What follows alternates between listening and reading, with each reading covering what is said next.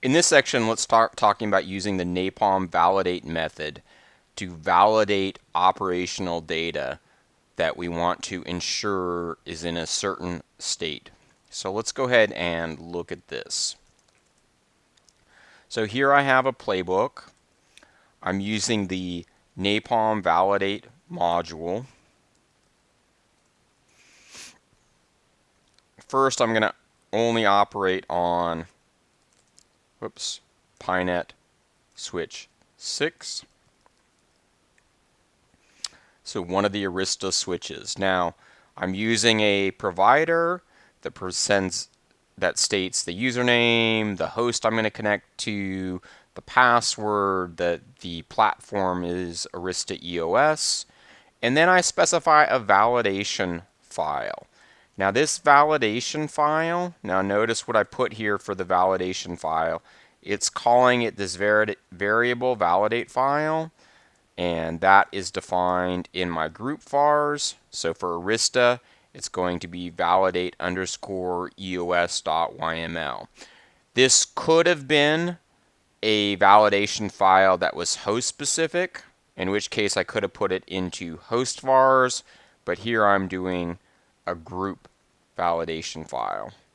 So here I have this validate underscore EOS.yml. Now this has nothing to do with Ansible directly. This is an aspect of NAPALM. And let's look what is in this validation file. So I'm specifying what my OS version has to be, what my model has to be, what my vendors need to be, what my interfaces need to be. And it's pulling all this information from the device. I'm also specifying what my ARP table has to have in it. That it has to have this 10.220.88.1 as an ARP entry in the ARP table. So it's a way you can specify criteria that your device has to meet. So if we go ahead and run this playbook, go ahead and execute it, we can see that it comes back and that it validates properly. Now let's go ahead and break the validation. Let's go ahead and make this be 188.1, which will not exist in the ARP table. Rerun our playbook.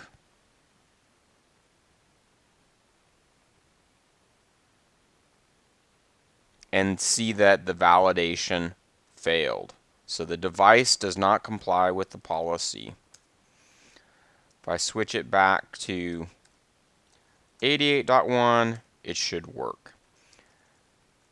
Now let's go ahead and add Pinet router 1 to this. If I look at my group vars for Cisco, you can see my validation file is validate underscore ios.yml.